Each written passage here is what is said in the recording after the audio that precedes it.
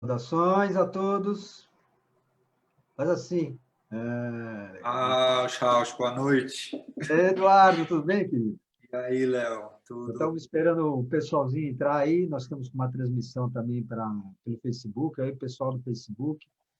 São 6 canais, né? O canal de xamanismo, minha página também, Léo Artesi, a do Encontro Brasileiro de Xamanismo. Quer dizer, muita gente ligada aqui nesse nosso encontro aqui hoje.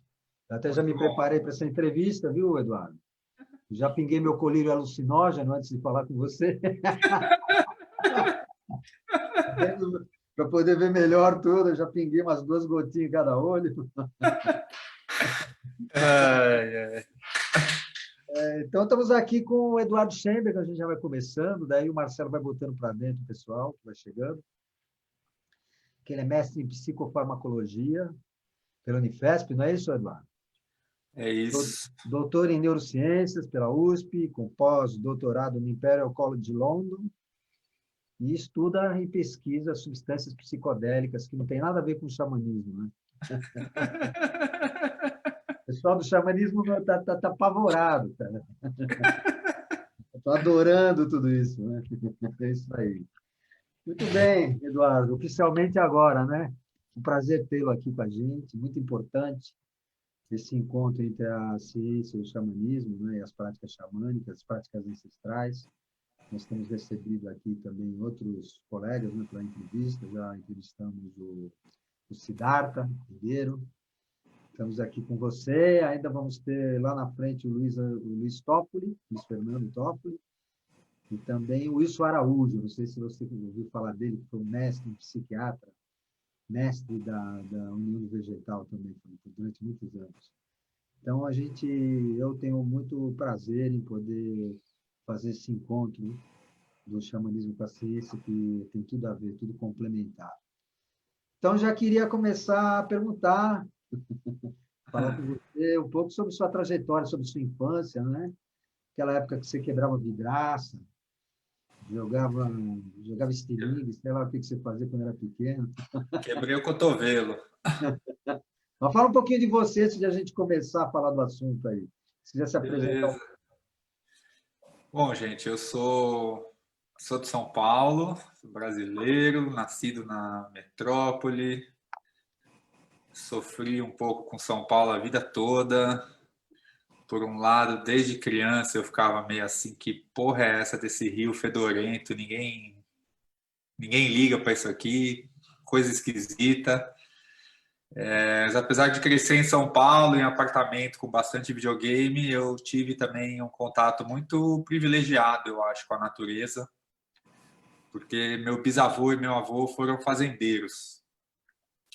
Então eu tive bastante oportunidade de passear na fazenda e nadar em açude, aprender a tomar cuidado para não pisar em cobra, e, enfim, ter aquela vida ali, ficar uns meses de férias na natureza, e são das minhas melhores memórias da vida, então várias estão ali, naquele lugar, naquela época. E depois, infelizmente, essa fazenda foi vendida quando meu avô achou que não dava mais conta de cuidar, e ele tinha 3 filhas, e os netos a gente ainda era pré-adolescente, as filhas não queriam cuidar, ele resolveu vender. Para mim, até hoje, é uma grande lição sobre a nossa conexão com a Terra, né? E o quão importante que é quando a gente tem uma Terra e quando as gerações habitam aquela mesma Terra, versus quando a gente não tem, quando a gente está essa coisa meio solta no mundo. E eu já morei em acho que mais de 10 endereços diferentes na cidade de São Paulo. Eu também sempre sofri com São Paulo por causa da respiração. Eu tenho bronquite desde pequeno, sempre tive bronquite, sempre fui muito para pronto-socorro, ter que fazer inalação, e a poluição me piorava muito. Né? E faz anos que eu saí da cidade, inclusive por causa disso. Claro que não só por causa disso, mas é um fator.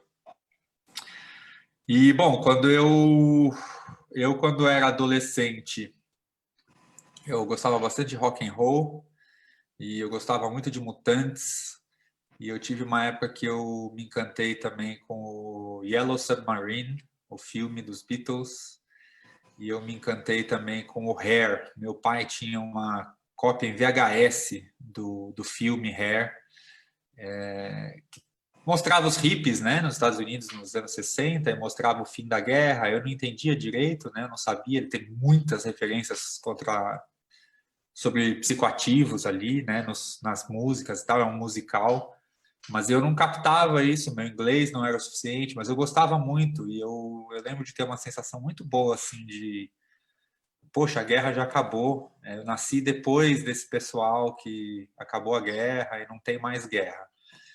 E aí depois eu lembro da minha primeira memória de acompanhar coisa de guerra nessa fazenda do meu avô, a família assistindo a Guerra do Golfo, algumas coisas pela televisão. E eu lembro que os adultos tentavam esconder das crianças e assistir tarde, mas eu acabei captando alguma coisa. Eu sou de família científica, nada religiosa.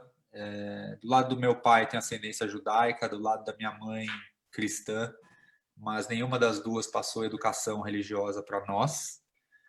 E a família tem um histórico forte de cientistas, né? O meu tio-avô, Mário Schoenberg, até hoje considerado um dos maiores cientistas do Brasil, físico teórico.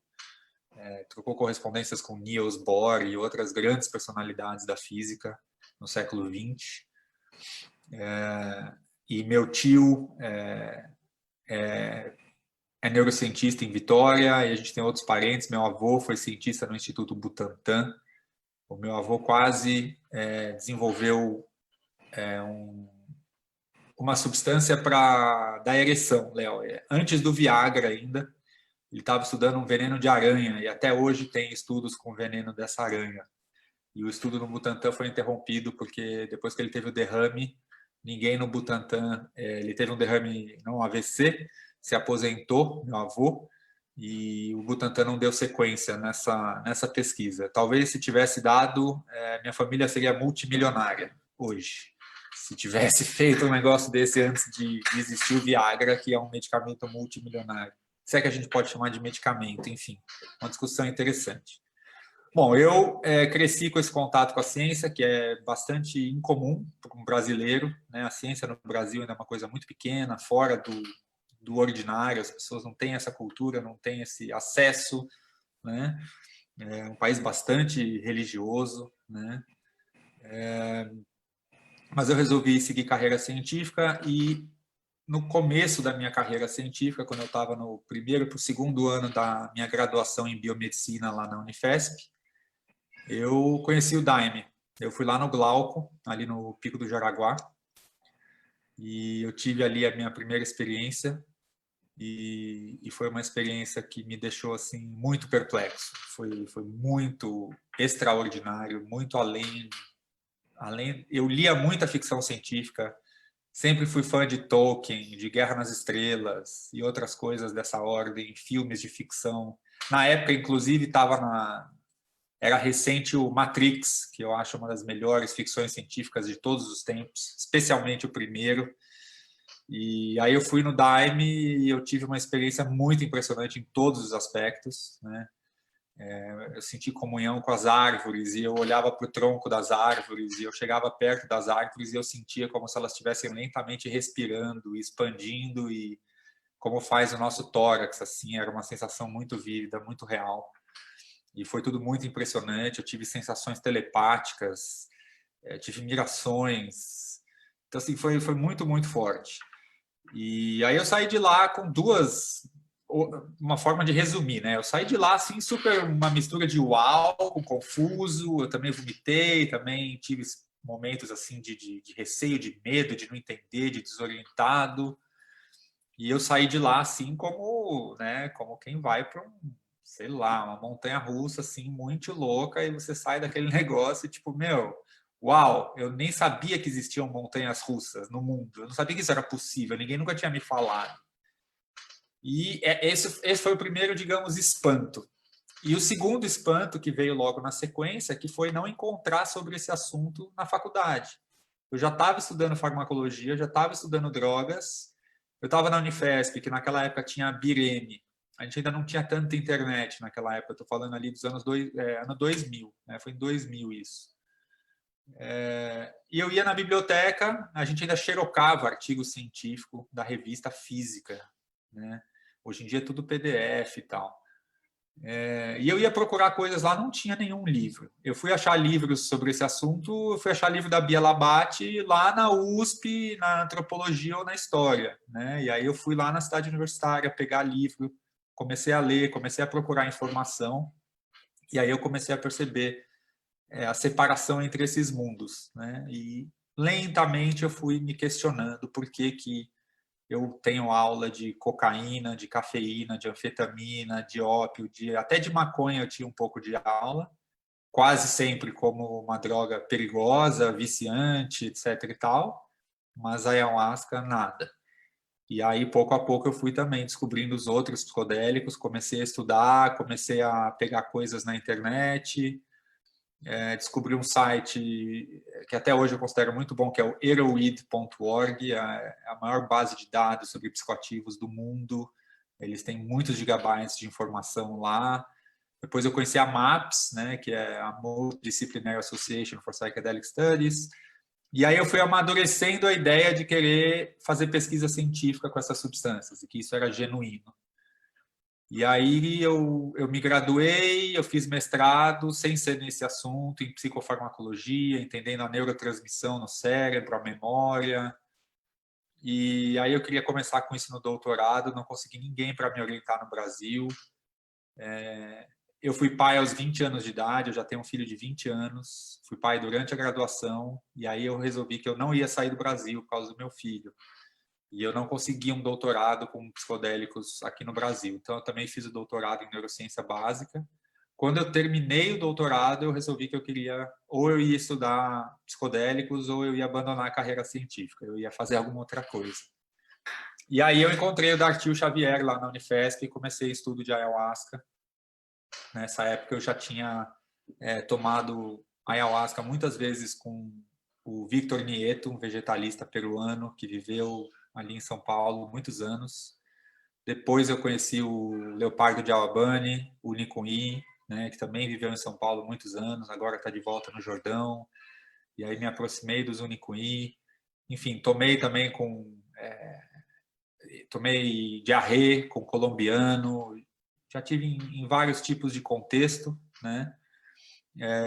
E aí eu fui tendo uma trajetória tanto de estudo científico, o que acontece no cérebro, potenciais terapêuticos, estudei um pouco de ibogaína, depois eu fui parar lá em Londres, estudei LSD também. Agora estou trazendo estudo de psicoterapia com MDMA para vítimas de violência, abuso grave, né? A gente pode falar um pouquinho disso também. E atualmente eu estou bastante envolvido com a questão dos conhecimentos indígenas tradicionais e a ciência, e como que a ciência tem se apropriado da ayahuasca. Ela estuda a ayahuasca, mas ela ignora os outros conhecimentos, ela não estuda os cantos, ela não tem um bom diálogo com os aspectos espirituais e assim por diante.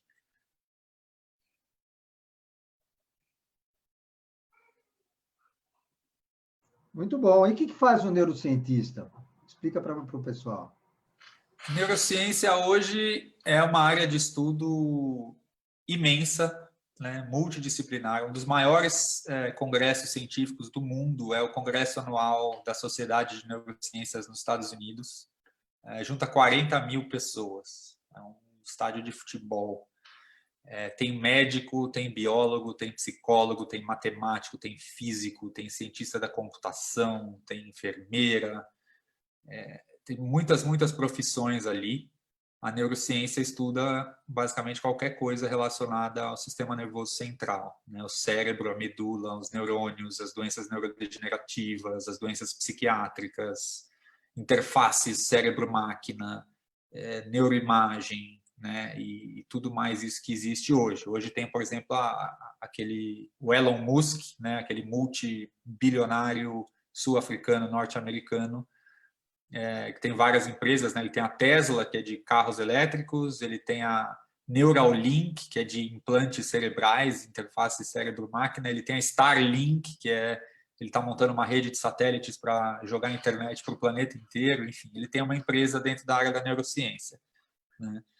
Eu trabalhei um pouco com o Miguel Nicoleles também, neurocientista famoso brasileiro, que teve um envolvimento na abertura da Copa do Mundo aqui no Brasil em 2014, com a coisa de fazer um paraplégico através de implante cerebral, conseguir caminhar e dar o chute inicial da Copa do Mundo.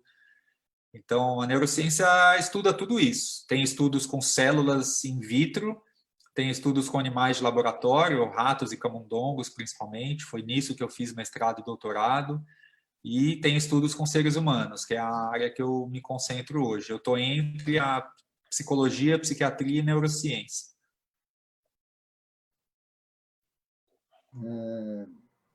Você trabalha também, já estudou também respiração holotrópica, né? Sim, sim. Eu sou certificado pelo Stanislav Grof, né, no método dele da respiração holotrópica. Eu estava oferecendo workshops cada mês ou 2 meses em São Paulo, até começar a Covid, agora está totalmente parado com essa atividade. O Grof, para quem não conhece, é um psiquiatra de origem tcheco, na República Tcheca, na Europa, mas que há mais de 50 anos vive na Califórnia, nos Estados Unidos. Ele está com um pouco mais de 90 anos, continua ativo, e ele foi um dos grandes pesquisadores do lado ocidental, né, dos psicodélicos. Então, o Stan fez mais de 2.000 sessões, dizem, terapêuticas com LSD antes da proibição, né? Então, muita gente não sabe isso, né, mas o LSD, que é o psicodélico mais famoso de todos, né, ele foi proibido nos anos 60 e teve ali quase 20 anos de pesquisa psiquiátrica com LSD, entre metade de 1945 a 65. Foram mais de 1.000 estudos científicos publicados, e o Stan foi um dos principais personagens dessa história e um dos fundadores do que se chama hoje de psicologia transpessoal, né? Uma vertente mais holística da psicologia e mais aberta à espiritualidade, ao xamanismo, a culturas de povos ancestrais e assim por diante. Na época dos hippies isso foi, né? Nos anos 60 ali. Na época dos hippies, sim, sim. Na verdade, o Stan já pesquisava, é isso, né? Ele começou a pesquisar no começo dos anos 50, então ele já tinha mais de uma década de experiência com LSD, quando o LSD virou famoso no uso recreativo, e chegou o Timothy Leary, e o Stan estava nisso muito antes, né? Diz uma coisa, Eduardo, você também já fez algumas experiências com ketamina? É um anestésico usado em animais, né? Como é que você vê essa ketamina? Você já estudou ela? Não sei. Então, é bom lembrar que nós somos animais, né? Eu sempre gosto de lembrar isso. A gente fala de um jeito que, a maioria das vezes, parece que a gente não é animal, né? Tem as plantas, os animais e os humanos. É aquela coisa cavalar, sabe? Com aquela dose cavalar, é mais nesse sentido que eu perguntei. Não, Cavalo. eu nunca experimentei ketamina. Eu injetava ketamina nos meus ratos durante as minhas pesquisas na Unifesp, como anestésico, junto com outras substâncias. Em geral, não se usa ela sozinha como anestésico. A ketamina é uma substância conhecida desde os anos 60, ela tem um uso recreativo em casas noturnas para dar baratos e alucinações quase psicodélicas, as pessoas têm visões, têm alterações várias da consciência. Em doses mais altas e combinado com outros fármacos, ela é um bom anestésico, em uso principalmente na medicina veterinária, há décadas. Então, muita gente aqui, se já levou o cachorrinho ou o gatinho no veterinário, é capaz do bichinho ter recebido ketamina. E mais recentemente, ela foi reconhecida em doses mais baixas do que a dose anestésica como um potencial antidepressivo. E já foi aprovado nos Estados Unidos há 1 ano atrás, está em comercialização com várias restrições, controle de receita, a pessoa só pode usar numa enfermaria, não pode usar em casa. É um spray nasal, né? Um tubinho que vai no nariz, dá umas borrifadas, e aí a pessoa fica lá por uma meia hora, ela tem uma pequena viagem, e foi aprovada como um antidepressivo de ação rápida, mas já estão surgindo os primeiros relatos de problemas, efeitos adversos vários, é uma substância com problemas, E é uma história muito interessante, porque é uma prática que tem sido feita muito desconectada da psicologia e do que é essa experiência que as pessoas vivem. Então, enquanto no xamanismo tem toda uma significação, tem símbolos, tem mitos, tem lendas a respeito do que é esse universo todo, a psiquiatria pega essa ketamina e injeta no nariz do paciente, não conversa com o paciente e quando o cara para de alucinar, manda ele embora para casa. Então, é muito curioso o que está acontecendo. Tem toda as diferentes perspectivas aí dos vários grupos da sociedade, as várias culturas. Então, antes da gente entrar nos assuntos propriamente dito dos psicodélicos, e eu quero que você ainda explique para o pessoal o que é o chá do xamã Odivan, mas eu gostaria que você explicasse, assim, por exemplo, o que é o psicodélico, porque às vezes as pessoas confundem psicodélico com alucinógeno, que eu sinto que tem uma diferença aí, Então, eu queria que você pudesse fazer uma abordagem aí para o pessoal do xamanismo todo e todos os outros irmãos que estão aqui assistindo a nossa... Tá bom. Então, psicodélico é uma palavra bastante mal compreendida, Então, hoje, em muitos setores da sociedade, ela é quase entendida como um palavrão. Médicos mais conservadores vão entender como psicodélico uma droga altamente perigosa que causa alucinações. Alucinação sendo a percepção de coisas que não existem. A forma popular mais famosa e equivocada, a pessoa usa LSD e vê elefante cor-de-rosa na rua. Tem essas lendas por aí. Não é assim, as pessoas não veem elefantes cor-de-rosa atravessando a rua e não acham que tenham um elefante cor-de-rosa. Elas têm distorções e alterações nas percepções das coisas. Quando fecha os olhos, é aquele fenômeno de mirações, como se chama mais na cultura daimista. É todo um universo que desabrocha, a pessoa enxerga mesmo de olhos fechados, enxerga muitas coisas. E de olhos abertos pode ter também alterações. Então, assim, a psiquiatria chamava essas substâncias de alucinógenas até os anos 50. E estudando elas, um psiquiatra britânico chamado Humphrey Osmond, ele, inclusive, foi ele que deu mescalina e LSD para o Aldous Huxley, das Portas da Percepção, Céu e Inferno, Admirável Mundo Novo, A Ilha e tantas outras obras fascinantes. E o Osmond deu mescalina, injetou não, deu mescalina num copo d'água para o Aldous, foi a primeira experiência, nos anos 50, e eles ficaram 10 anos muito amigos, trocando correspondência. Inclusive, eu tenho um livro aqui, essa belezura aqui, de uns 2 anos atrás, um livro grande, Os Profetas Psicodélicos, É da Universidade McGill, no Canadá, que o Osmond trabalhou e viveu a segunda parte dele no Canadá. Isso aqui é a coleção completa de cartas dos dois, durante pouco mais de 10 anos. Muito interessante, é uma forma de se conhecer a história dessas substâncias e da medicina e da psiquiatria nessa época. E outras questões também, porque o Aldous era uma personalidade, enfim, influências políticas também. E eles chegaram à conclusão de que a mescalina e o LSD, que eram as duas substâncias que eles tinham acesso e conhecimento na época, eram muito diferentes de todas as outras drogas e, portanto, elas precisavam de um novo nome, precisavam inventar um nome, definir uma nova categoria, de acordo com os efeitos que elas tinham na consciência. E eles cunharam o termo psicodélico, a partir do grego, que significa manifestando a mente. Psico é o mesmo radical de psiquiatria e psicologia, e delos é manifestar. E o Osmond falou na época que uma das grandes vantagens do termo é que ele não tinha nenhuma associação cultural específica, que hoje já não é mais verdade. O termo tem várias conotações culturais, em geral pejorativas.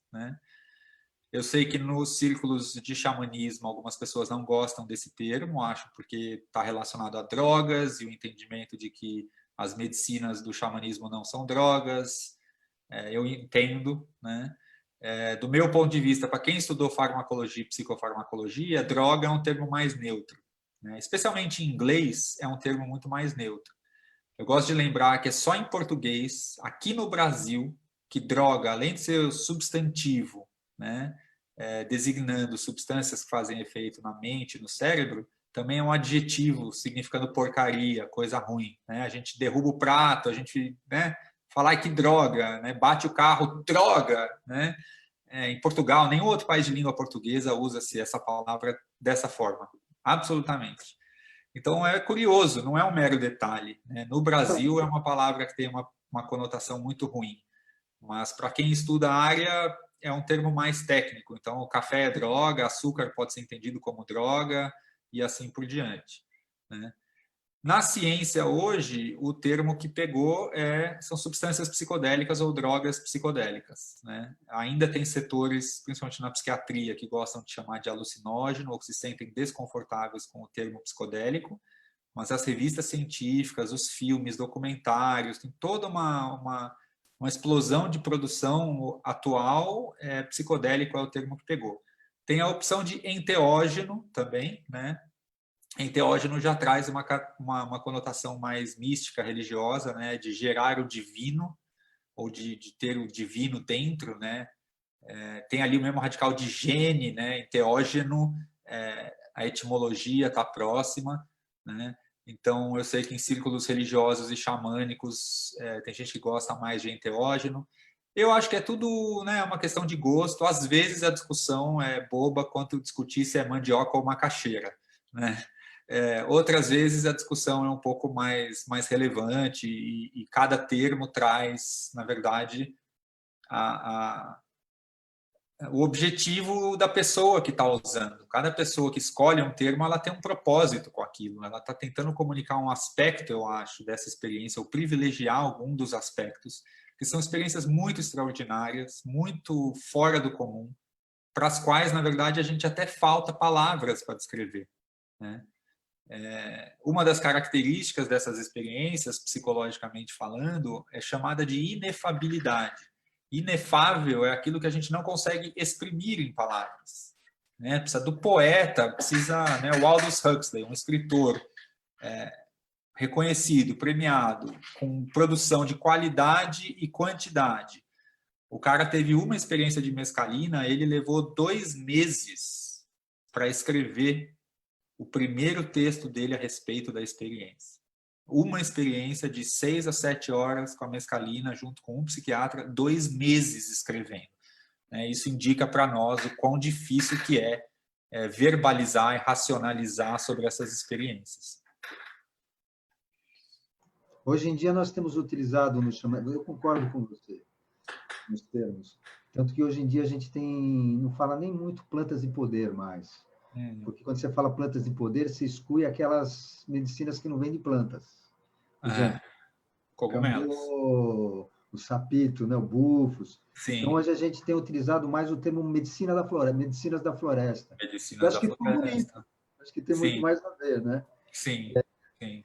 O que eu queria te perguntar é o seguinte: você tem feito pesquisas, né, sobre psilocibina, sobre o uso também do MDMA, que eu gostaria que você falasse um pouquinho de cada uma delas, né? Mas nesse momento eu gostaria de saber sobre os transtornos de ansiedade. Como é que você viu da pesquisa por exemplo, as pessoas que são tratadas pelo transtorno de ansiedade, pelo uso convencional, né? Ou normal, não sei o que eu falo, se é convencional, se é normal, né? E os que você tem acompanhado na sua pesquisa também, né? Como é que você tem visto os resultados, né, na prática? Eu acho que a gente pode dizer, Léo, que essa medicina convencional, vamos dizer, a psiquiatria alopática, a psiquiatria dos comprimidos, né? Essa psiquiatria, ela nasceu na mesma época que esses caras estavam estudando mescalina e LSD. Isso é muito interessante, né? Então, todos os medicamentos psiquiátricos que existem hoje no mercado, que interferem com as moléculas químicas naturais do nosso cérebro, elas são dos anos 50 para cá. Em 1940 não tinha basicamente remédio psiquiátrico. Tinha algumas coisas, tipo ópio, conhecido de muito antigo, maconha também, mas que tinham usos muito restritos, né? E de lá para cá que teve essa explosão de conhecimento sobre a neurotransmissão, né? Os neurotransmissores, etc. e tal.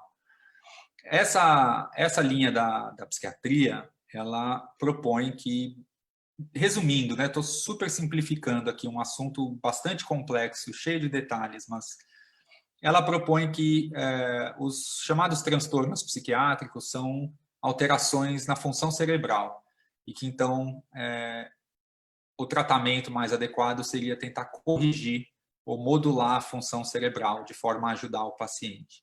Então, são os antidepressivos, os antipsicóticos, os ansiolíticos, os vários medicamentos psiquiátricos. O que eles têm em comum? Eles modificam a ação de neurotransmissores no cérebro e o médico vai prescrever aquilo e o paciente vai tomar em casa, em geral, todo dia. De 8 em 8 horas, de 12 em 12 horas. Tem gente que fica anos tomando. E quando a pessoa toma, ela não sente nada extraordinário como se sente quando se bebe ayahuasca, ou se consagra, ou com qualquer medicina da floresta. O cambô, o cara colocou no seu braço, em 5 a 10 minutos você está fervendo e tremilicando. Então, é muito vívido o efeito. O efeito do medicamento psiquiátrico ele é um efeito mais sutil, que ao longo do tempo a pessoa refere melhora. Diminui a tristeza avassaladora, diminui ideações suicidas, etc. e tal. Diminui a ansiedade. Funciona para todo mundo? Não, não funciona para todo mundo. Tem algum remédio que funcione para todo mundo? Acho que nenhum. Os melhores antibióticos funcionam, mas não é 100% também. Sempre tem as danadas das bactérias resistentes. Né? E sempre tem o cara que pode pegar uma infecção muito treta, que não tem antibiótico que resolva.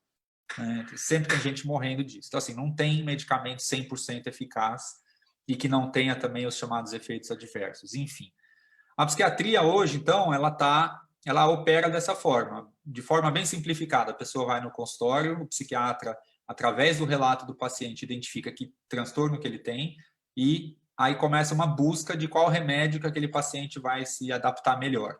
Então, o paciente fica 2, 3 meses tentando um remédio, se não der muito certo, muda para outro. Em 6 a 9 meses, costuma achar a medicação que fica boa para aquela pessoa, qual a dosagem, a pessoa continua tomando aquilo e vai fazendo acompanhamento. Né? O que está acontecendo agora é que a indústria farmacêutica já não consegue mais encontrar novos remédios e continua tendo muita gente que não melhora com esses tratamentos, né? Seja de depressão, de estresse pós-traumático, de transtorno de ansiedade, de suicídio, né? E a grande área de inovação nesse campo é a chamada psicoterapia assistida por psicodélico. Então, não é o psicodélico somente, não é para tomar em casa sozinho, é um protocolo de tratamento em que a pessoa usa a substância, por exemplo, a MDMA e a psilocibina são as duas mais estudadas, com psicólogos, com psicoterapeutas. Né? Então, é mais ou menos próximo do xamanismo, né? Você está usando uma substância que altera a consciência, altera as emoções. Algumas pessoas têm experiências espirituais dentro de consultórios fechados na cidade, né? E você tem um psicoterapeuta ou dois ali, psicólogos, psiquiatras, fazendo procedimentos de psicoterapia. Existem manuais hoje orientando como fazer, o que evitar, como fazer isso tudo de forma ética, segura e assim por diante. Então, não são só novos remédios que a psiquiatria está agora aceitando, que não são novos, né, já são antigos, na verdade, mas é uma nova metodologia, uma nova forma de trabalho. Então, tanto para os pacientes quanto para os psiquiatras, conforme isso for chegando no mercado, é algo muito, muito novo. É algo que causa muitas dúvidas, né? Muito interesse, por um lado, principalmente de quem tem os chamados transtornos resistentes a tratamento. Então, tem muita gente com depressão e cerca de 50% não melhora com os medicamentos atuais. Então, tem muita gente tomando remédio e insatisfeita. E também tem bastante profissional de saúde insatisfeito, porque sabe que seus pacientes não estão ficando plenamente bem e estão interessados, né, como bons profissionais de saúde, e encontrar novos métodos que possam ajudar as pessoas a sair de situações de sofrimento mais intenso, crônico, né, e difícil. E os processos de cura e transformação que a gente vê nessas pesquisas são realmente muito comoventes. E no que consiste essa terapia? Assim?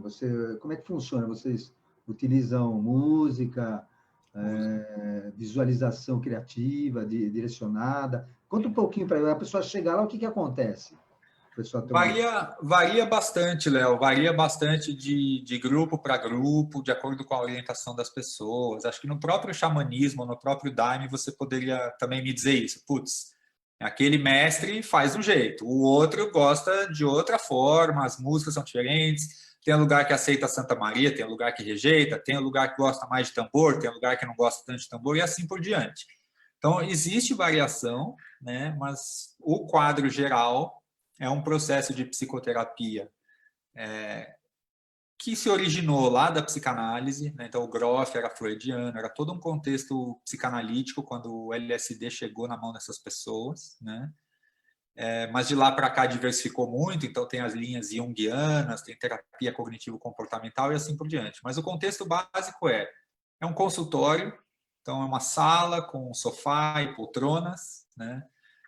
Nesse consultório, a pessoa vai passar por várias consultas de psicoterapia ao longo de um período. Então, no protocolo de pesquisa de MDMA, por exemplo, para tratar trauma, que a gente tratou aqui no Brasil já as primeiras vítimas de abuso sexual, com traumas graves, né?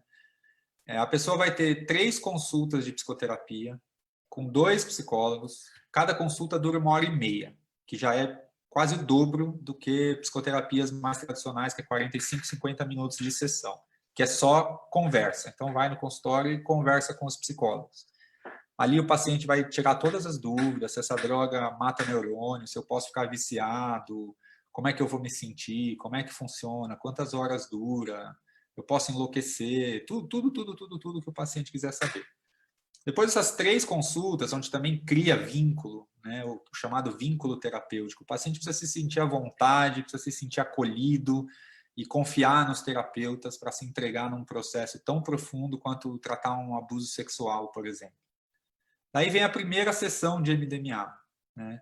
Nessa sessão de MDMA, o paciente vai tomar uma dose considerada baixa, que é de 75 miligramas, e aí ele fica ouvindo música instrumental, que vai do clássico ao eletrônico, passando por tambor, passando por coisas de culturas ancestrais variadas. Em geral, e aí de novo varia de terapeuta para terapeuta, mas em geral o indicado é não conter letras numa língua que a pessoa possa reconhecer, para evitar muito racional, evitar induzir muito com palavras. Então, aqui para brasileiros, a gente pode tocar coisas em línguas africanas e japonês, mas não em espanhol, não em italiano, não em inglês, né? Porque as pessoas acabam entendendo a letra. E aí a pessoa fica escutando música, com venda nos olhos, deitadão num sofá, sentindo os efeitos da substância, e os terapeutas estão sempre ali do lado. Toda vez que a pessoa quer conversar, verbalizar alguma coisa, ela pode. Ela pode falar de olhos fechados, ela pode tirar a venda, pode conversar, e aí engaja em processos de terapia. Depois da sessão, a sessão de MDMA vai durar aí umas 6 a 8 horas, né? Aí o paciente faz pernoite na clínica, e na manhã seguinte ele já tem uma sessão de psicoterapia que a gente chama de integração.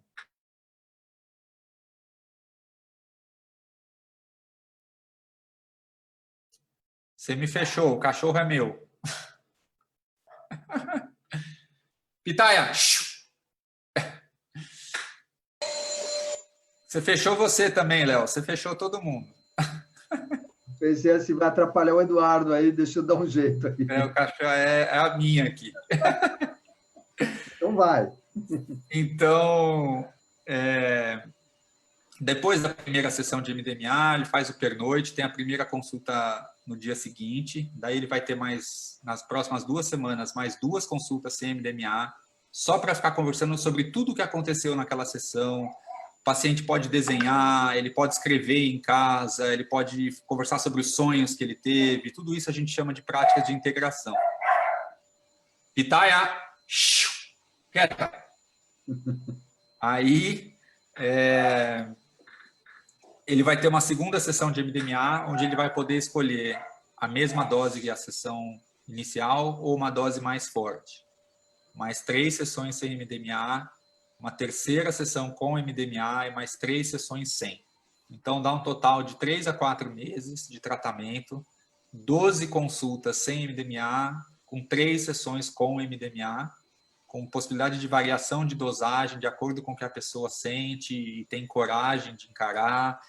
Então, não deixa de ser um processo um pouco parecido com ayahuasca e medicinas da floresta, que você vai lá, você conversa um pouco com o líder, com o curandeiro, pajé, quem quer que for, né? E explica se você precisa de menos ou de mais, se você está muito apreensivo e quer uma dose menor, ou se você é muito cabeça dura e quer uma dose maior, né? Tem esse processo conjunto de decisão em torno da dosagem, né?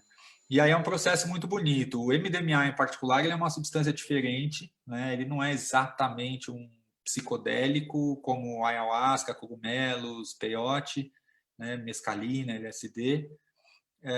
Ele não causa, ou causa muito pouco, né? A imagética, a questão visual, de mirações. Ele modifica muito as emoções, né? E acelera o pensamento. Então, as pessoas sentem o aspecto afetivo aflora com muita intensidade, né? E o pensamento fica muito acelerado, preservado, as pessoas tendem a ficar talkative, né? Elas falam bastante. Foi usado muito e tem sido estudado de novo para terapia de casal, casais que estão com dificuldade de relacionamento e, através do MDMA, conseguem abrir o jogo, falar sobre seus desejos e medos profundos, suas vergonhas, suas mágoas, né? As dificuldades de relacionamento. No caso do trauma, ajuda muito o paciente, né? São pacientes que têm alguns sintomas, né, bastante perturbadores, tem alta taxa de suicídio entre pacientes desse transtorno, né? E eles não conseguem falar sobre o trauma. Então, eles tentam muitas formas de psicoterapia e não avança nada. Porque pensar em falar sobre o assunto, eles já entram em paralisia, em medo, pavor, ataque de pânico. Eles não querem falar sobre o assunto, eles querem tentar esquecer, só que não conseguem esquecer. Tem pesadelo, fica pensando naquele negócio o dia inteiro e não conta para ninguém, né? E fica o dia inteiro andando para lá e para cá, fugindo dos próprios pensamentos. E aí o MDMA, ele tira o medo. É muito curioso isso. E aí o paciente consegue falar, e ele começa a falar, e começa a contar, e começa a narrar horrores da guerra, horrores, né, de várias situações, né? Então, é um processo muito bonito, né? Os resultados estão mostrando cerca de 70% de sucesso em pacientes extremamente graves. Isso está nos Estados Unidos, na última fase de pesquisa, com centenas de pacientes, com todas as aprovações governamentais, e possibilidade de aprovação, se não no ano que vem, até 2022. Isso viria a ser um tratamento psiquiátrico aprovado, oferecido em clínicas particulares lá. E aqui no Brasil tem muito transtorno de estresse pós-traumático. Tem um levantamento da Unifesp que fala de 1 milhão de pessoas, né? Só em Rio de Janeiro e São Paulo, basicamente vítimas de violência urbana variada, né? E a gente está começando essa terapia aqui no Brasil também, já fizemos 3 pacientes e agora estamos com um curso para psicólogos e psiquiatras aprenderem mais sobre esses assuntos, estamos com mais de 300 alunos e no ano que vem a gente vai começar a formar esses profissionais para aprenderem a atuar com esse método e começar a fornecer isso para a população brasileira. Então, a gente poderia dizer, pelo que você entender, pelo que você está que 70% de eficácia nos psicodélicos contra 50% dos fármacos, seria mais ou menos isso? Não é. A comparação é difícil de fazer desse jeito, porque, num caso, eu falei assim, 50% são os antidepressivos, né? Então, hoje, cerca de 50% dos pacientes fica satisfeito com o que obtém com os antidepressivos atuais. Mas é uma população muito mais ampla. Nós estamos falando aí de dados de milhares de pacientes, que é uma pequena amostra de milhões, literalmente milhões de pessoas tomando esses medicamentos mundo afora, nos últimos 30 anos. Né? Com psicodélicos, a gente está falando de, no caso do MDMA, é outro transtorno, somente com pacientes muito graves, né? Dentro de todo um contexto mais específico, e ainda menos gente passou por isso. Então é difícil fazer essa comparação, mas alguns números que se encontram por aí dizem que os tratamentos psiquiátricos atuais são eficazes entre 30% e 50% dos pacientes. Para alguns transtornos é menos. Dependência química, o que a psiquiatria oferece hoje, para dependência química mesmo, alcoolismo forte, cocaína e crack para valer mesmo, dependente químico, é menos de 10% de sucesso. Tem tratamento que até piora, o paciente sai pior. Então, é um transtorno realmente muito grave, né? Tem psiquiatra que chama a dependência química de clínica da frustração, porque tanto o médico quanto o paciente vivem frustrados que não conseguem resolver aquela situação. E aí tem algumas tentativas, inclusive com a ayahuasca, né? Tem pesquisas brasileiras, já vem alguns anos, né?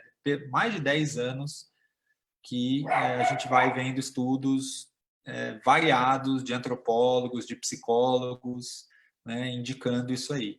E tem igrejas atendendo, e a gente conhece as histórias de pacientes melhorando de dependências químicas graves com a ayahuasca. E você poderia fazer para a gente dar uma relação do MDMA com êxtase, para o pessoal entender melhor? O que é o êxtase e o que é o MDMA? Êxtase é uma gíria, né? MDMA é a sigla de uma molécula, né? Então, na química, cada molécula tem uma estrutura, né? Aquelas estruturas têm os carbonos, os oxigênios, tem hexágonos e pentágonos, né? Os psicodélicos têm essa estrutura de um hexágono com um pentágono em geral. Deixa eu falar com a cachorra, pera.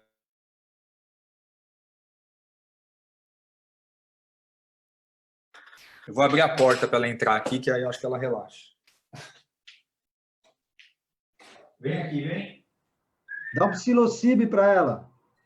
Vem aqui. Vem.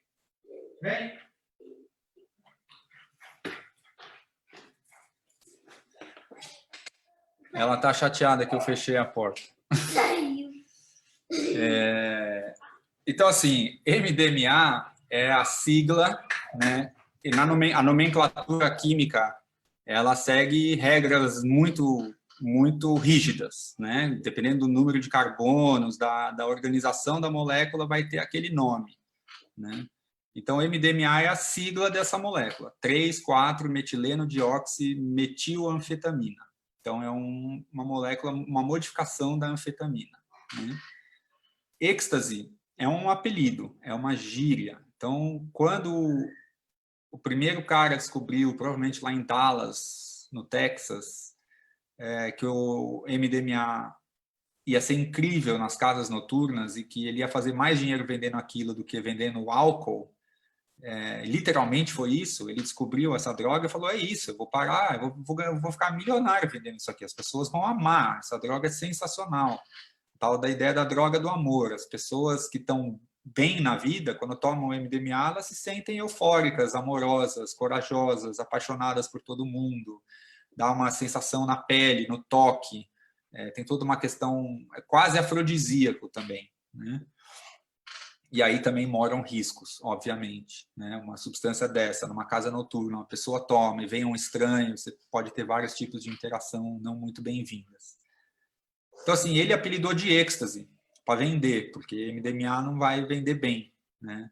Então, durante alguns anos era sinônimo, êxtase e MDMA. Só que o mercado, quando a droga foi proibida, o MDMA, acontece que quando é proibido, você não tem controle de qualidade, isso é tudo fabricado em laboratórios semi-amadores, semi-profissionais, né? Ou amadores, em garagens.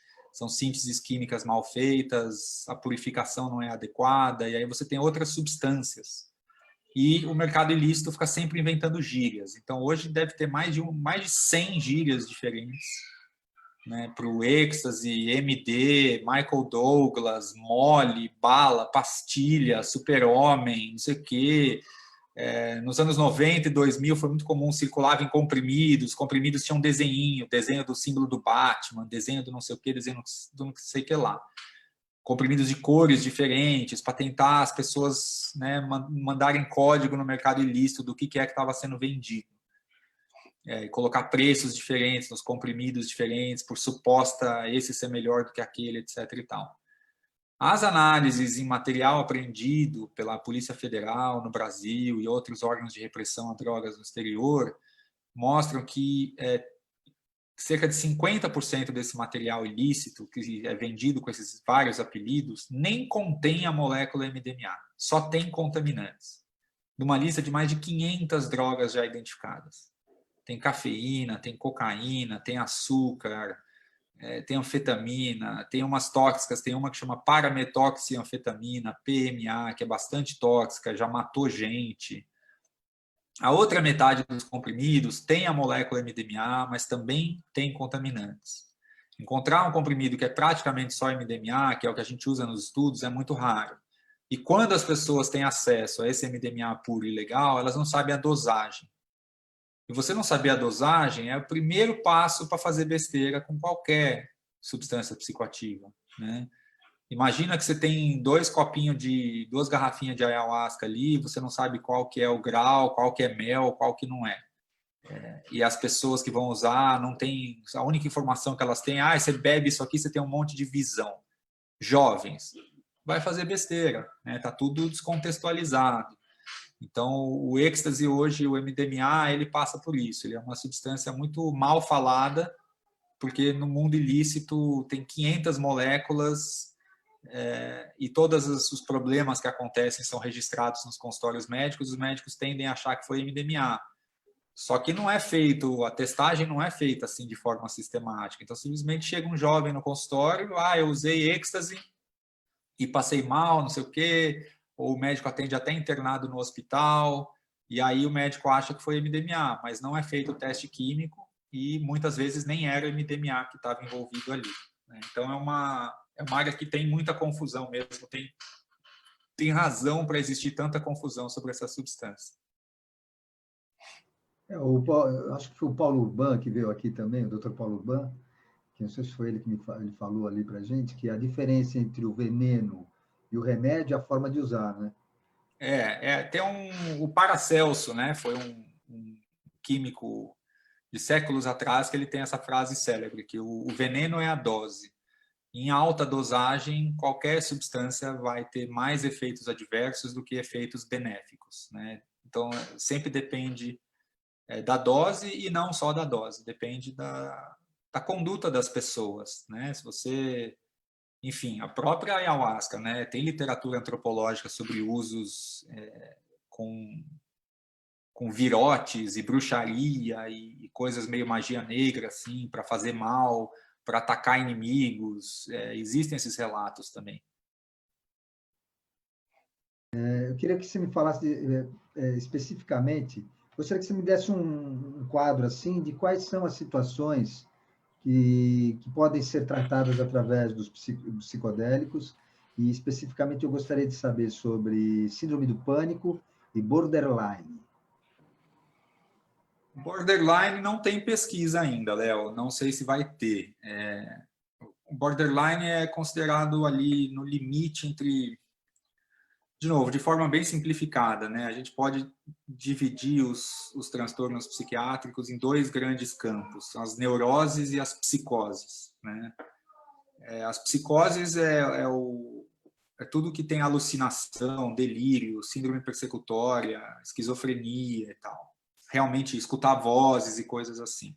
Nem sempre que se escuta voz é uma psicose, mas nas psicoses escuta-se voz, normalmente são dizeres malévolos, né, paranoicos, ruins, que incomodam a pessoa, etc. e tal.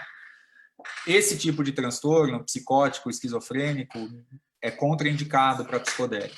São pessoas que já têm a consciência de alguma forma, acessando outros níveis, têm dificuldade de distinguir o que são as vozes internas, do que são as vozes de outras pessoas, ou a própria voz. E aí o efeito dos psicodélicos pode ser muito desafiador ou insuportável, pode agravar a situação. E o borderline está bem ali no meio. Então, eu não conheço nenhum estudo e acho que as pessoas vão resistir muito, os médicos e cientistas, a tentar. A síndrome do pânico, ela está mais próxima do transtorno de estresse pós-traumático, né? E aí tem possibilidades para todos os transtornos de ansiedade, depressão, isso tudo está sendo estudado, né? Então, agora está para ser publicado o primeiro estudo com psicoterapia e MDMA para alcoolismo. Tem um estudo publicado com terapia com MDMA para fobia social em adultos autistas. Então, não para tratar o autismo em si, porque a gente não sabe como fazer isso, se é que o autismo é uma doença, existe também toda uma vertente de não conceber isso como doença. Tem ideias muito interessantes da neurodiversidade, né? Que são pessoas que têm o cérebro diferente, a consciência diferente e se relacionam de outra forma, né? Mas eles têm, de fato, fobia social, muita dificuldade. Então, assim, um dos casos nesse estudo foi um jovem que, depois de fazer a terapia com MDMA, ele conseguiu namorar pela primeira vez na vida, aos 30 anos de idade. Então, resultado bonito, né? Uma coisa que você vê assim, ele vai continuar sendo como ele é, mas ele aprendeu, ele conseguiu abrir a sua afetividade de uma forma que nunca antes ele tinha conseguido, né? Então, tem muita coisa sendo explorada, tem muita pesquisa sendo feita, é um campo que está em plena expansão, eu tenho sido procurado constantemente por jornalistas, e isso que aqui no Brasil ainda é pequeno comparado com o que é lá fora, né? Então, tem muita coisa vindo, e tem bastante interação também com o xamanismo, né? Tem muita pesquisa com ayahuasca, tem pesquisa com psilocibina dos cogumelos, que é uma substância particularmente propensa a induzir a tal da experiência espiritual, né? Tem um grupo lá na Johns Hopkins, nos Estados Unidos, que é uma das universidades mais prestigiosas de medicina do mundo. É lá que nasceram vários campos, como a neurologia e a pediatria, foi criado, começou lá, né? E eles captaram, acho que 17 milhões de dólares, se não me engano, em doações de filantropos, e montaram um centro de pesquisa da consciência de substâncias psicodélicas.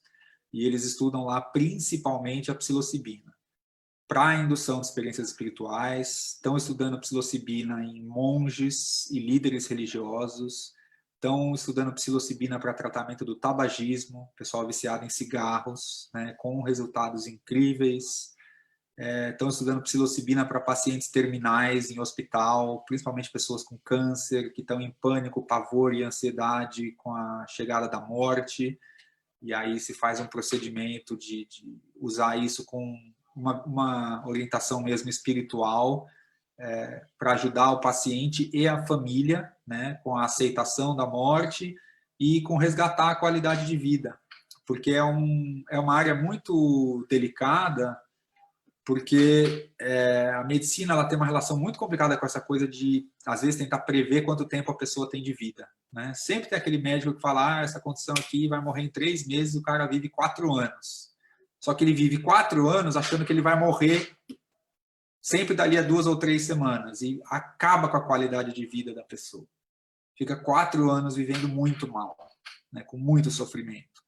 E com esse tratamento, as pessoas estão conseguindo entender, aceitar, mas viver com qualidade o tempo que elas ainda têm para viver. Tem documentários muito bonitos sobre isso. Então, tem algumas perguntas que estão chegando aqui. Eu vou fazer mais 2 perguntas aqui para o Eduardo. Depois, vocês que têm vontade de fazer alguma pergunta, coloca ali no chat, daí eu vou passando para ele, sem ser chat. Vou passar para ele as perguntas. As perguntas que forem chat, eu não vou passar, né? Tá bom? Seriam os deuses os alcaloides, Eduardo? A pergunta é boa, né, Léo? Eu acho que não, né? Eu acho que não, porque, por exemplo, a gente pode hoje em dia pegar neurônios no laboratório, a gente pode dar alcaloides ou psicodélicos ou drogas para esses neurônios num tubo de ensaio, numa plaquinha de vidro, eles estão lá vivos, fazendo coisas, sinapses e tal. A gente não sabe, ali tem consciência, tem algum grau de consciência, quando que surge a consciência? Que nível de complexidade cerebral precisa? Um feto dentro do útero, ele já tem consciência? Um bebê recém-nascido tem consciência? Corvos, golfinhos, polvos têm consciência? Essa é uma pergunta científica extremamente difícil. Para mim, eu não sei onde que está esse nível, onde que começa a consciência, mas eu acho que é um processo gradual e a consciência se manifesta em múltiplos níveis, graus de sofisticação e complexidade. E eu acho que um neurônio ou poucos neurônios não têm consciência praticamente nenhuma. E o alcaloide está ali e o neurônio está respondendo E o alcaloide muda a biologia do neurônio ali na plaquinha de vidro, no tubo de ensaio. Eu acho que ali não tem Deus. Por isso que eu digo que os deuses não são os alcaloides. Eu acho que os alcaloides, as substâncias, são portas, né? Abrem portas, na verdade, para que a gente se comunique com esses níveis, né? É muito interessante que na farmacologia a gente fala de chave e fechadura, é a metáfora. Então, literalmente, nos nossos neurônios, a célula ela tem uma membrana, tenta pensar numa bolha de sabão, né? A célula ela é quase como se fosse uma bolha de sabão, só que o neurônio é uma bolha de sabão muito elaborada. Ele tem milhares de ramificações, ele tem um cabelo muito arrepiado, e aí ele tem um rabo gigantesco que vai lá longe, se ramifica em literalmente milhares de ramificações e faz milhares de conexões com outros neurônios, né? Então, isso tudo, assim, uma única célula é um negócio muito complicado. O cérebro humano tem 80 bilhões de neurônios e trilhões de conexões. São as sinapses, que a gente chama, que é o ponto de contato. É nesse ponto de contato que eles soltam neurotransmissores. Então, um neurônio solta moléculas e o outro tem proteínas onde essa molécula se liga. Então, a gente fala de chave e fechadura. O neurotransmissor é chave e a proteína, que a gente chama de receptor, é fechadura. Quando acontece essa ligação, muda a biologia, temporariamente muda o metabolismo, muda o que aquelas células estão fazendo no cérebro. As drogas, elas também se ligam nessas mesmas proteínas. Cada tipo de droga vai ligar numa fechadura diferente. Então, é como se fosse um labirinto com bilhões de portas e fechaduras, né? E as substâncias elas vão alterar quais delas que estão abertas, né? E de que forma. E conforme isso vai se modificando no cérebro, a gente vê mudança de funcionamento cerebral, e as pessoas passam pelas modificações de consciência, né?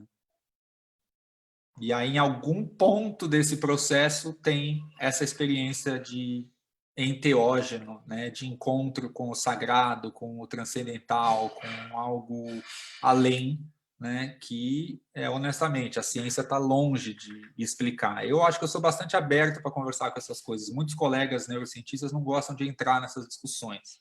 Fica aquela postura meio, só vou falar daquilo que a ciência é capaz de explicar. Eu sou o contrário, eu gosto da ciência como ferramenta para tentar entender um pouco mais, um pedacinho mais do grande mistério que é isso tudo.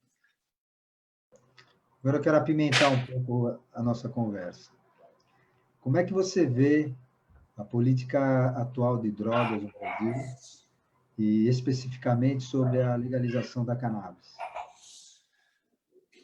Olha, Léo, política de drogas é um assunto muito complicado, né? É um assunto que é difícil a gente conseguir conversar, em primeiro lugar, sem que as pessoas tenham reações assim já meio pré-fabricadas, né? As pessoas já vêm com aquele reflexo lá, com a mola puxada para reagir de um jeito e não consegue ser diferente.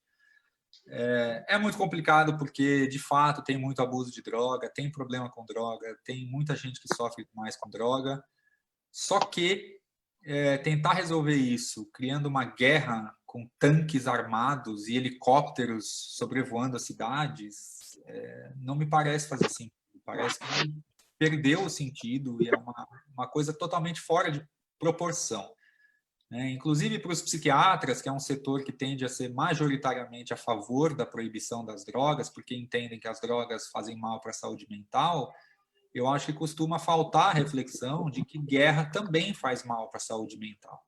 Violência também, né? No caso do MDMA é muito curioso, né?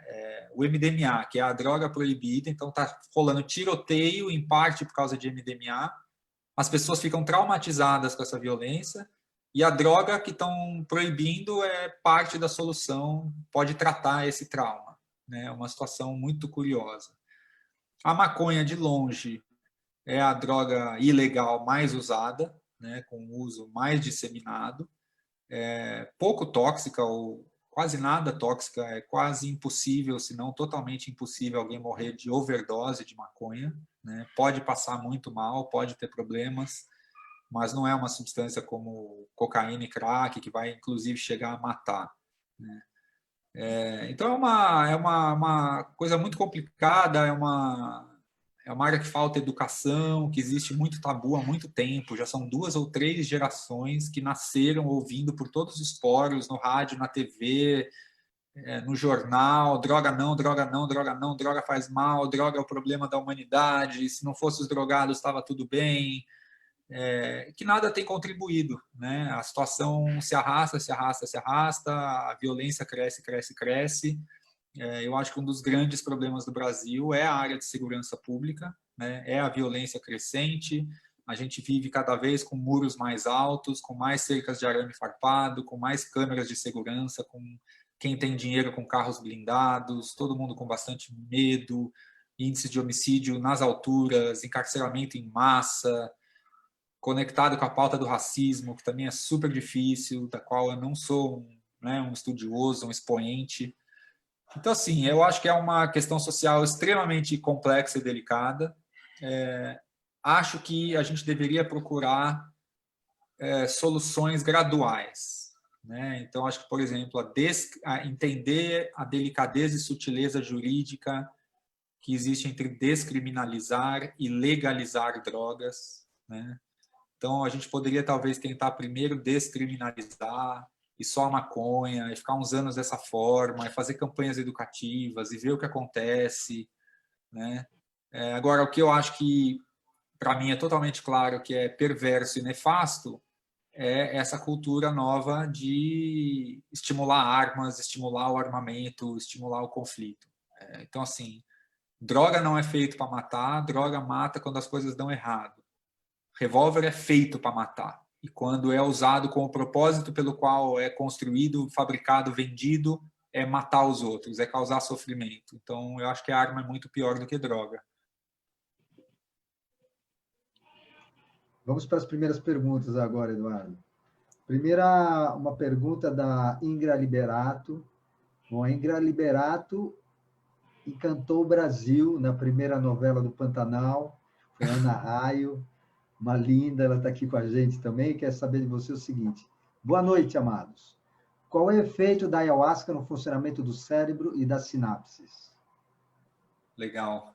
Eu estou vendo alguém comentar ali no chat sobre essa questão das drogas. Eu tenho curso sobre isso, tá, gente? Curso online sobre drogas para pais, jovens, professores, amplo.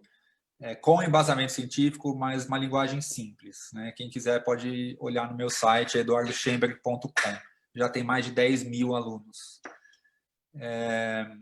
Ayahuasca e cérebro. Bom, as substâncias psicodélicas que a gente estava falando, elas são chamadas serotonérgicas. Então, o cérebro, como eu estava falando, é muito complexo e tem dezenas de neurotransmissores, mas tem alguns que são talvez mais importantes e são mais conhecidos da ciência e são conhecidos do público em geral. O nome deles aparece em jornal, em revista, em filme. Os principais são a adrenalina, que o próprio nome hoje em dia já está relacionado com montanha-russa, paraquedismo, esporte de aventura, adrenalina na veia, né?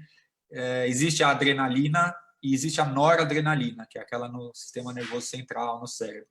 Tem a dopamina, tem o glutamato e tem a serotonina, né? A serotonina é um dos mais complexos de todos, e os psicodélicos são serotonérgicos. Eles são substâncias muito parecidas com a própria serotonina, né? A DMT, que tem na ayahuasca, e a psilocibina dos cogumelos são extremamente parecidas entre si. São quase irmãs, são irmãs gêmeas univitelinas, assim, sabe? Bivitelinas, né? Quase idênticas as moléculas da DMT e da psilocibina e muito parecidas com a serotonina. Só que quando a serotonina, ela se liga em 14 fechaduras diferentes. Então imagina aquele labirinto do cérebro com aqueles milhões de portas, né? E milhares de fechaduras diferentes. A serotonina ela é capaz de abrir 14 fechaduras diferentes. Os psicodélicos, eles não conseguem abrir todas essas 14, mas eles abrem muito bem e com muita intensidade uma das 14. Então, isso faz eles serem um bocado diferente da serotonina, né? Então, o efeito da ayahuasca no cérebro, ele é principalmente focado no sistema da serotonina através desse efeito da DMT, né? Mas o que é muito interessante é que a ayahuasca é o nome do cipó, do jagube, né? E da bebida. Só que para os indígenas o cipó é a planta principal, né, Léo? E você adiciona a ele, né, a rainha, né, ou para os cientistas Psychotria viridis, né, que contém DMT. E existem preparos de ayahuasca que nem contém DMT.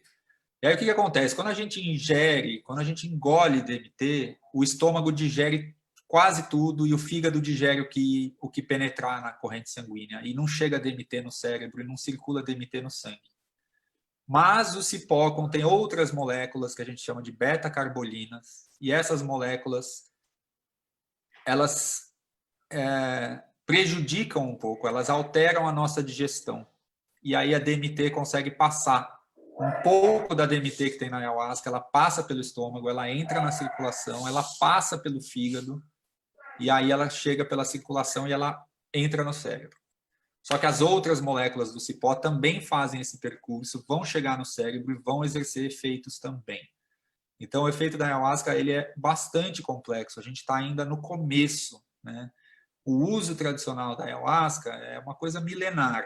A ciência ocidental, né, tecnológica da ayahuasca está na terceira década. Então, assim, está realmente ainda muito no começo, né, para a gente entender todos os detalhes. No meu estudo na Unifesp, a gente conseguiu mostrar, as pessoas usavam uma espécie de uma touca de natação, né, bem justinha na cabeça, com 64 eletrodos, 64 pininhos metálicos que encostam no couro cabeludo. E aí tem uma alça que vem aqui e tem uma fivela embaixo do queixo e fica com aquela touca ali. E aquela touca é capaz de medir a atividade elétrica do cérebro, as ondas cerebrais, né? E a pessoa, então a gente começou a registrar as ondas cerebrais de cada voluntário, um por vez, tomando ayahuasca, né? Sem música, sem grupo, sem um monte de coisa. Ainda bastante simplificada a situação ali. A gente registrava as ondas cerebrais da pessoa quieta, sentada, relaxando durante meia hora. Daí a pessoa bebia o chá, né? E a gente continuava registrando as ondas cerebrais por mais 3 a 4 horas. Durante esse processo, a gente também coletava pequenas, bem pequenininhas amostras de sangue.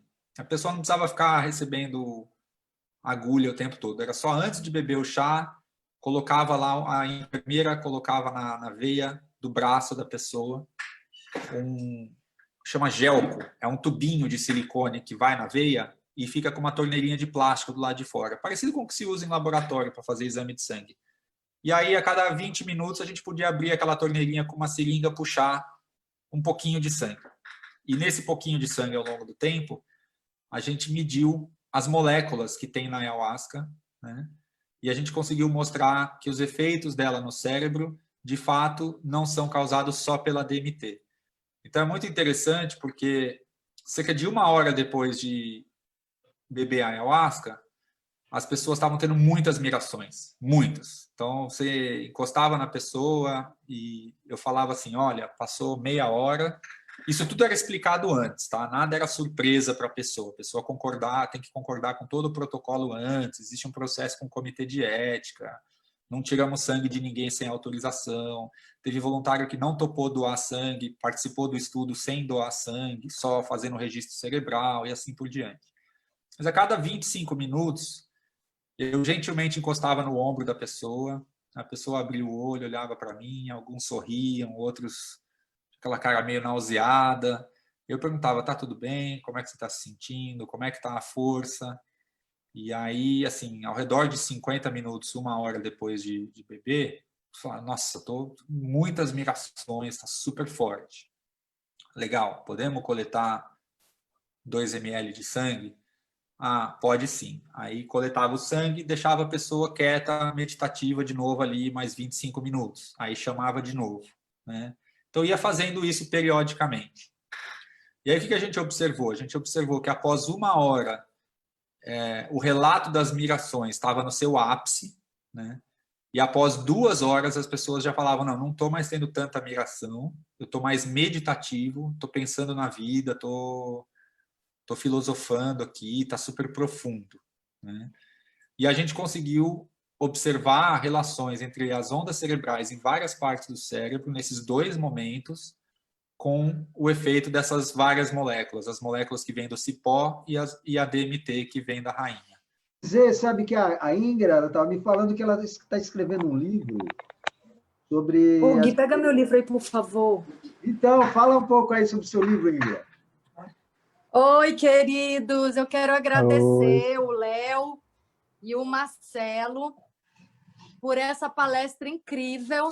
Na verdade, Léo, eu já escrevi, né? Esse aqui, ó, A Natureza Oculta e Iluminada, e eu tento transmitir algumas das centenas de experiências que eu tenho tido com a ayahuasca, mas é bem difícil, né? Como disse o Marcelo, é uma tentativa, mas não chega nem perto da realidade. De qualquer maneira, enfim, o meu tentando ser um pouco, né, ponte ou semeadora, né, dessa nova maneira de ver o mundo, de sentir o mundo dentro do sagrado, dentro do mistério, né? Enfim, gratidão por essa palestra maravilhosa. Eu estou assistindo aqui com meu Obrigado. filho de 17 anos e eu Ai, que acho que legal. essas vem cá, filhão, ele saiu bem agora. Isso é tabu, né? Então a gente tem que É falar com os tabu. nossos filhos, porque, enfim, é normal, é como falar de qualquer outro assunto, a gente precisa falar, né? Eu concordo. Tem que falar, Gratidão. mas eu acho que tem que tomar um cuidado, né? Tem que saber a hora de falar, o jeito de acordo com a personalidade de cada um. Esse falar, assim, simplesmente por falar que tem aí na imprensa, na rede social, é um falar que é até prejudicial, né? Falta esses espaços de uma conversa mais madura e honesta, né? Sim, com certeza, mais madura, né? Com certeza, isso mesmo. Gratidão, gratidão, Léo. Obrigado, parabéns pelo livro. Obrigada. Onde que eu Você arrumo estava falando sobre a psicótera, Vírides, acho que você estava falando, né? Da rainha, se não me engano, o efeito da rainha. Eu estava falando falando o efeito da ayahuasca no cérebro. Ele estava fazendo todo esse percurso bem interessante e era isso. Eu estava comentando essa coisa que são pelo menos 2 plantas. Na verdade, é muito mais complexo do que isso. O Léo sabe muito melhor do que eu. Tem muita planta que pode ser usada, tem muito método de preparo, tem muito método de refinar o chá. A ciência não chegou nem perto ainda de começar a contribuir com isso e de aprender com os experts de preparo, de cuidado com essa planta, né? Hoje teve um congresso organizado por europeus, eu participei, tinha bastante gente participando, é minha 4ª ou 5ª sessão de Zoom hoje, e toda sobre a ayahuasca, né? Eu comentei sobre isso, eu falei, olha, a ciência vem falar que são só 2 plantas, mas a gente sabe que não é. A ciência tende a falar que a DMT explica tudo, a gente também já sabe que não é, né? Então, assim, a DMT explica talvez 70%, mas tem mais outros 30 ali para explicar, né? Que podem ser 30 muito importantes, né? Digo em relação ao cérebro e aos efeitos psíquicos, espirituais, emocionais, né? Tem uma molécula no cipó, que é a armina, que é a que é encontrada em maior concentração em quase todas as amostras estudadas, que é uma molécula incrível, ela tem vários potenciais terapêuticos, possível para diabetes, para Alzheimer, ela mexe com plasticidade sináptica, com limpeza cerebral, com um monte de efeito, tem um monte de coisa ainda para ser descoberta, para ser estudada.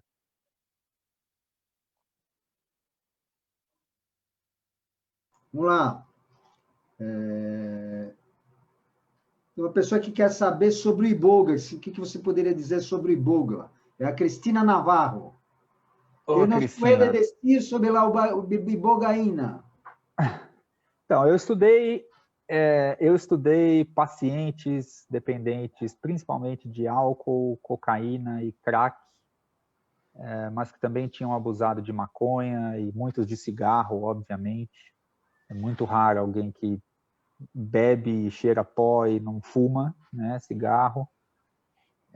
Eu conversei com 75 pacientes que se trataram num programa amplo, incluindo ibogaína, quem faz isso é o Dr. Bruno Rasmussen, que eu conheci há cerca de 10 anos atrás, faz isso no Brasil. A ibogaína é o princípio ativo, né, o chamado princípio ativo da iboga, que é a planta, né, a planta do Camarões e Gabão, usada no xamanismo dos Biwiti, talvez aí uma parente da ayahuasca, não em termos botânicos e genéticos da planta, mas do xamanismo, dos rituais e tradições que se desenvolveram ao redor, mas também com grandes diferenças, né? A ibogaína tem alguns efeitos cardíacos que fazem dela uma molécula mais perigosa do que LSD, psilocibina, DMT, ayahuasca, peyote, assim por diante. Ela realmente pode causar arritmias, o coração bate diferente. Em alguns casos, isso pode ser fatal. As pessoas podem morrer de ataque cardíaco. Parece que é uma minoria, né? E ela tem, desde os anos 60, tem uma cultura médica meio underground, assim, meio escondida, de usar a ibogaína como tratamento para depender especificamente para dependência química, e tem histórias de recuperação realmente muito impressionantes. O meu estudo foi nessa linha. Então, assim, eu nunca administrei ibogaína para ninguém, nunca fui ao Gabão nem aos Camarões, então não tenho o contato pessoal que eu tenho com a ayahuasca, né?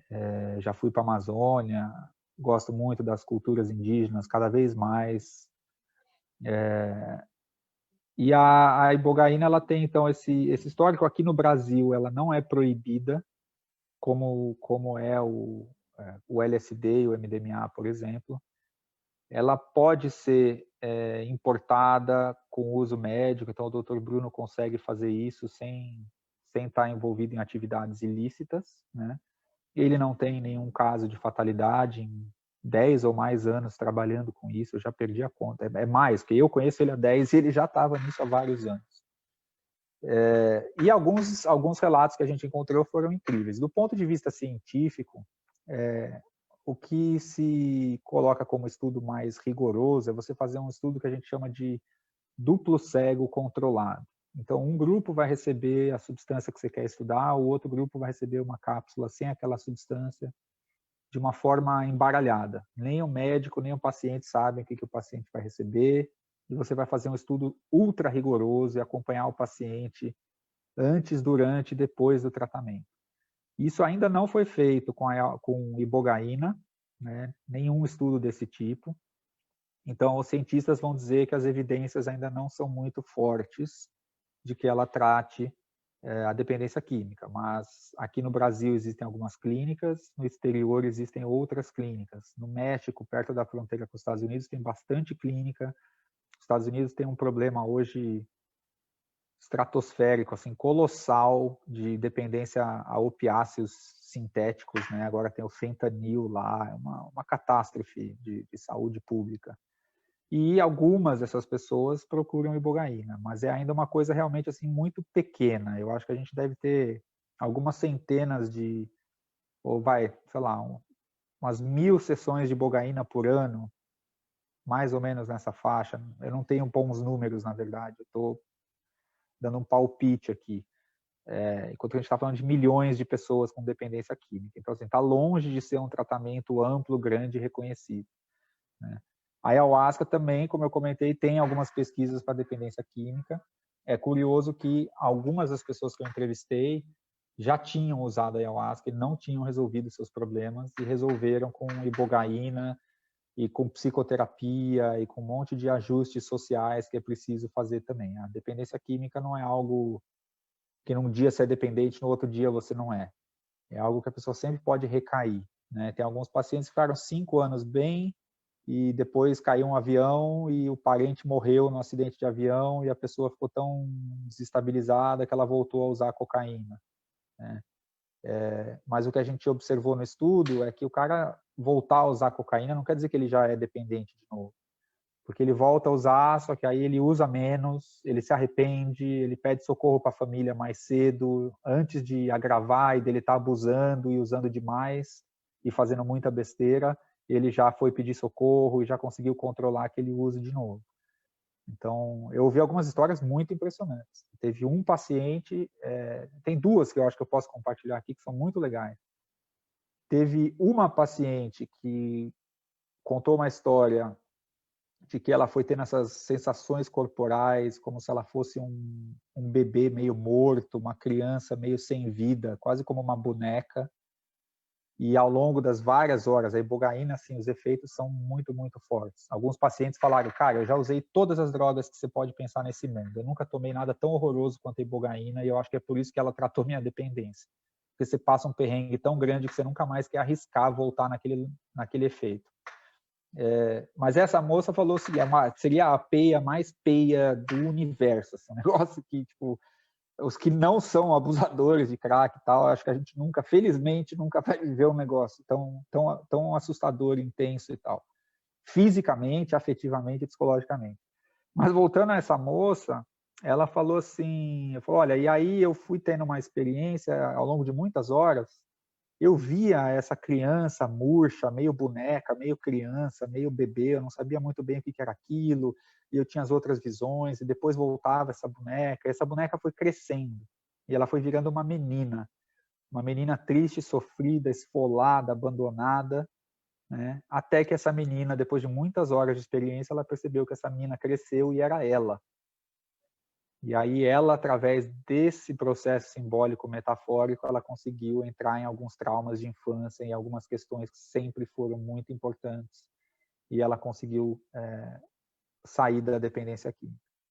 Teve um outro paciente que falou de uma forma muito frontal, uma história muito diferente. Ele falou assim para mim, olha, você é cientista e você não vai acreditar em mim, mas isso aqui é um estudo sério, você está me perguntando como que eu acho que isso tratou minha dependência, eu vou te contar.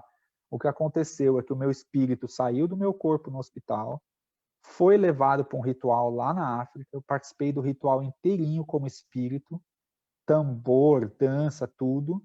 Depois meu espírito voltou e eu estava curado. E aí eu saí da sessão e eu nunca tinha visto nada e eu fui procurar filme de boga e nos filmes de boga eu vi exatamente os rituais dos quais eu participei em espírito. Então assim, o cara me narrando uma viagem astral e depois eu tenho que voltar para o departamento de psiquiatria para contar essa história para bastante gente que não leva a sério e tipo, tá, isso aí não... Enfim, mas eu publiquei isso, está em artigo, né? Então a gente publicou os resultados médicos num artigo assim mais psiquiátrico e a gente publicou um outro artigo que tem algumas dessas narrativas. Quais são as histórias que os pacientes nos contam? Não importa o que eu, pesquisador, julgo como sendo real ou não, se é crença da pessoa ou não é. Para aquela pessoa, ela viveu aquilo, essa é a história que ela tem para contar. E eu acho que isso também é informação relevante. Como que cada campo profissional, cada pessoa vai interpretar, né, essa situação, são outros 500. Então, a ibogaína é isso, ela tem uma história muito fascinante, ela ficou conhecida através de um dependente químico, o Howard Lotsof, que recebeu ibogaína do seu traficante, né? E o cara falou para ele, tem essa droga nova aqui, toma, você vai achar muito melhor do que heroína, você vai ter o barato mais doido da sua vida. E ele tomou aquilo e ele teve aquela trip horrenda, aquela experiência pavorosa, e 3 dias depois ele percebeu que pela primeira vez em anos ele tinha passado 3 dias sem pensar em se injetar heroína.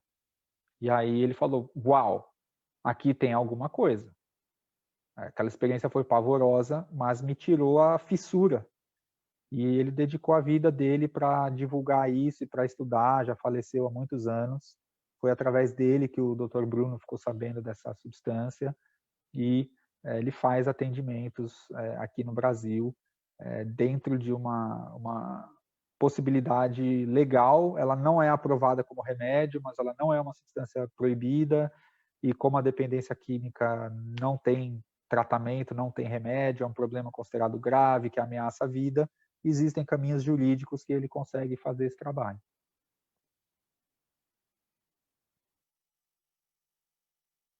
Você está mudo, Léo. Tem algumas perguntas que foram feitas, que eu não disse aqui para o Eduardo, porque ele já foi respondendo ao longo da nossa entrevista. E são perguntas feitas de forma diferente para saber a mesma coisa.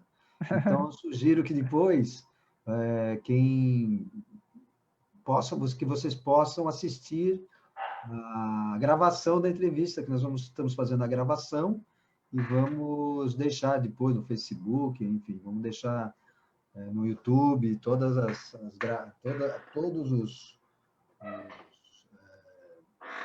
entrevistas vão sendo gravadas e colocadas lá na TV Xamanismo. Uma outra coisa, falando só concluindo aqui só o assunto da Ibogaína, o Eduardo também vai fazer parte, ainda bem, do 4º Encontro Brasileiro de Xamanismo, né, que nós já estamos com 56 participantes já. Vai ser demais, vai ser de 20 a 29 de novembro. E nesse Léo, encontro... não vou poder quebrar meu carro esse ano subindo a montanha, né? Quando eu fui convidar o Eduardo para participar, falei assim, Léo, eu quero mato.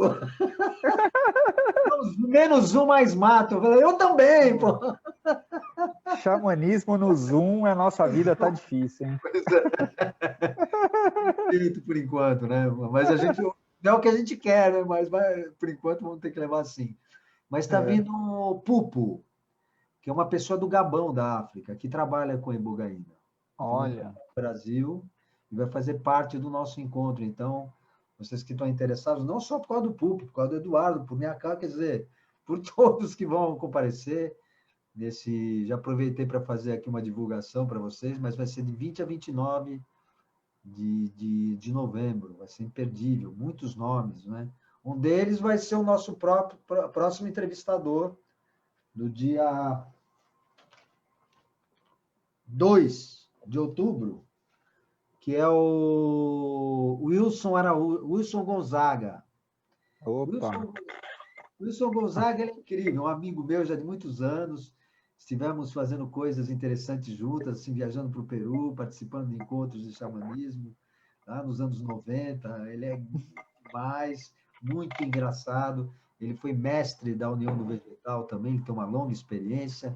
Hoje ele mora no Amazonas, estava vivendo num barco há um tempo atrás. Tem coisas que só o Wilson faz, né? Eu tive com ele lá perto teve, de Manaus. É uma figura, né? Parece o Moisés com aquela barba, né? Ele tá virando um mago, né? Ele tá cada vez mais pro lado do mago Merlin. Verdade, cara, é verdade mesmo. Eu lembro que tem uma hora aqui no Peru, a gente estava em Tarapoto. E aí a gente pegou um desses... A única coisa que a gente conseguiu ali para ir no lugar do encontro, ali na hora que a gente estava, era um tipo de uma caçambinha ali, a gente foi atrás, né? E a gente ia atrás, assim, batia o vento nas barbas dele, as pessoas que estavam do lado olhavam e falavam assim, Moses! Moses! Parecia o Moisés mesmo, andando ali, uma figura, Wilson. Então, vocês estão convidados para assistir tudo isso. Voltando aqui, vamos fazer mais 2 perguntas aqui para ele. E aí, infelizmente, a gente tem que deixar assunto para convidar o Eduardo de novo, né? Mas vamos ver o que tem mais aqui, ó. Bom, a Camila Justa está perguntando se existem casos de ataque cardíaco na ayahuasca. Não. Tem, assim, é um não com um asterisco, né? Em comparação com a ibogaína, absolutamente não. Ela não tem esse efeito nas células cardíacas, né? Mas tem surgido alguns casos, né? Esses dias eu vi uma série no Netflix, acho que é aquele Unwell, não lembro em português como é que é o nome, mas tem um episódio sobre a ayahuasca que é centrado numa igreja na Flórida e que mostra uma pessoa que morreu de parada cardíaca durante um trabalho de ayahuasca. Agora, isso não quer dizer que foi a ayahuasca que causou a parada cardíaca, né? As pessoas morrem de parada cardíaca no carro, no elevador. O coração para onde quer que a pessoa esteja. Não quer dizer que também que a ayahuasca seja totalmente inofensiva, né? Mas não, a ayahuasca, peiote, cogumelo, essas medicinas mais tradicionais não têm esse risco cardíaco. Onde eu acho que existe algum risco cardíaco, mas não conheço o relato de fatalidade, mas pode ser que ocorra, é o cambô. O cambô eu realmente acho muito forte E tem que tomar muito cuidado. Pessoas com problemas de diabetes, com problema de pressão, de sobrepeso.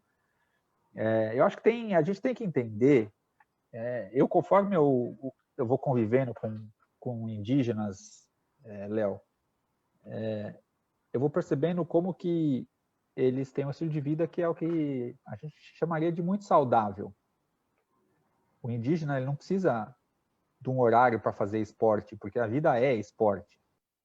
O indígena não tem cadeira acolchoada, o indígena não tem colchão bonitinho, com travesseiro não sei das quantas. Eles são fortes por natureza, porque o dia a dia deles é carregar peso, é cortar lenha, é pescar, é remar, é andar longas distâncias, é fazer construção, é cuidar da roça.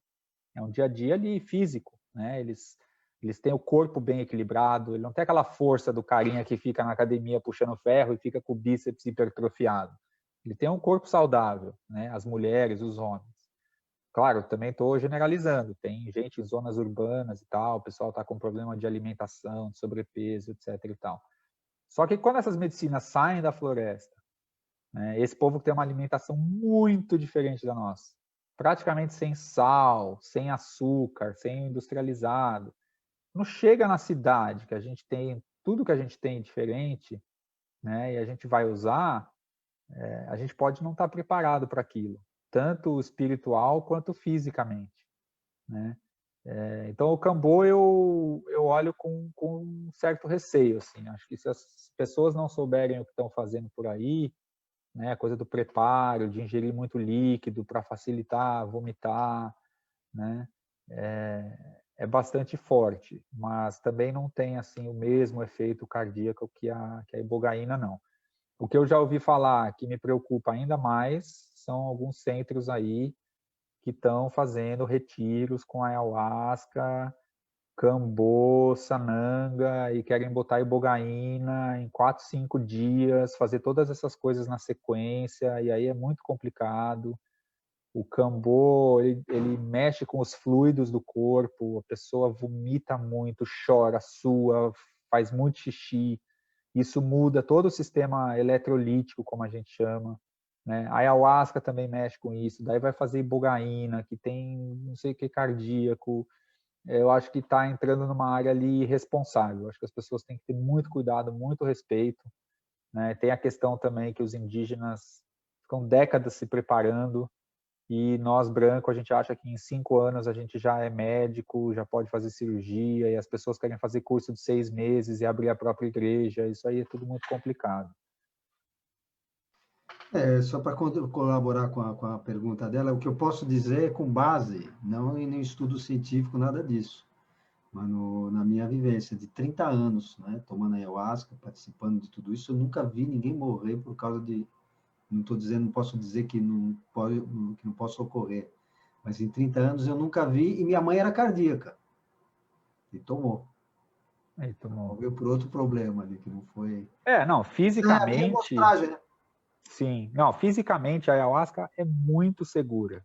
É muito difícil a pessoa morrer assim, sei lá, quando a gente conseguir calcular isso, porque milhões de pessoas tiverem usado e um punhado acabar morrendo, pode ser um ataque cardíaco não relacionado ao efeito farmacológico da substância, sabe? Então, assim, é muito, muito, muito raro ou impossível.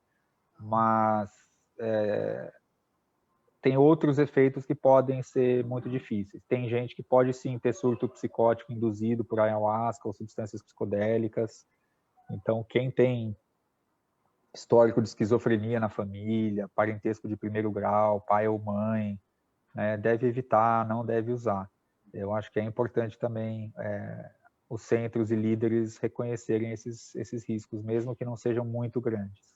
Nós temos até um protocolo que nós fizemos na época do CONAD, né, do extinto CONAD, que foi aquela resolução da ayahuasca, onde as comunidades ayahuasqueiras, os centros ayahuasqueiros, eles se comprometem a fazer uma entrevista, uma anamnese, ou seja, conhecer o paciente, ver todos os dados que foram... A anamnese foi feita por psiquiatras, no caso do Daime, da própria doutrina, e a gente, quem faz os nossos, no Sadao Lachen, por exemplo, são psicólogos, né? Quer dizer, isso elimina completamente? Claro que não é a possibilidade, mas pelo menos a gente faz uma triagem inicial a gente não recomenda para problemas assim, né? Psicose, essas coisas, nós não recomendamos o uso de jeito nenhum, né? E até quando tem histórico na família, a gente já fica meio, mesmo não tendo a pessoa, mas se tem um histórico na família, a gente fica bastante de Tem olho. o próprio caso do Glauco, né, Léo? Pois é. O menino que cometeu o crime tinha algum transtorno psiquiátrico, e do que eu fiquei sabendo do caso, o fato dele não estar mais sendo aceito para participar nos rituais É isso. desencadeou nele uma espécie de delírio persecutório, que desencadeou numa tragédia. E também tem uma história que usava outras substâncias também, né, Eduardo? Isso a gente não pode afirmar, mas tem um histórico ali. Esse documentário que eu comentei que está na Netflix, ele também mostra sobre um canadense que matou uma curandeira no Peru, depois acabou assassinado também, e a polícia, não sei se foi Peru ou Bolívia, enfim, encontrou na bagagem dele medicamentos antipsicóticos. Então, provavelmente era uma pessoa que não devia ter participado. Só que assim, chega lá, eles é outra cultura, eles nem sabem o que é psicose, não é fácil de identificar, não é uma pessoa, no dia a dia ela é normal. Ela pode parecer normal para a maior parte das pessoas a maior parte do tempo, né? Então é muito delicado, né? Também tomar muito cuidado com o estigma, né? Psicose não quer dizer psicopata, né? A maioria dos pacientes que tem psicose, eles sofrem, mas eles não ameaçam ninguém, eles não se envolvem em assassinatos, isso é uma minoria muito, muito rara.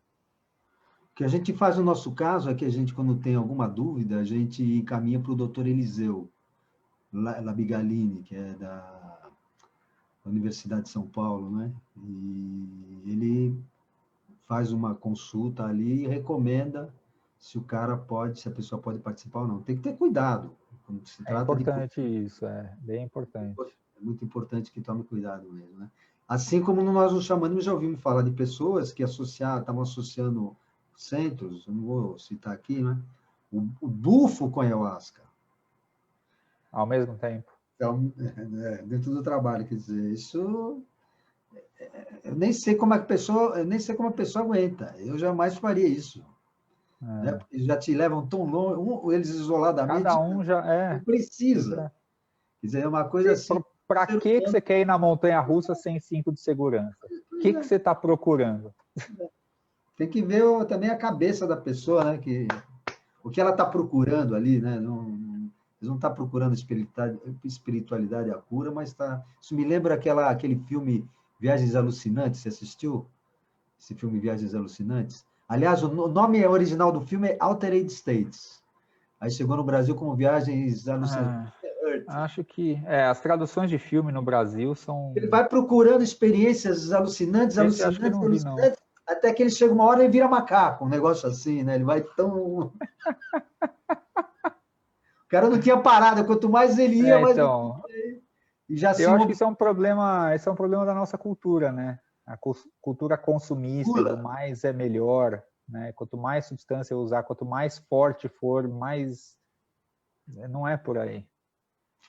Ô, Eduardo, tem muita gente que está fazendo pergunta. Como é que a gente pode encaminhar essas... Como é que eles podem tirar essas dúvidas com você? Você tem um canal que eles pudessem... Cara, no meu site tem um formulário de contato, podem mandar por lá.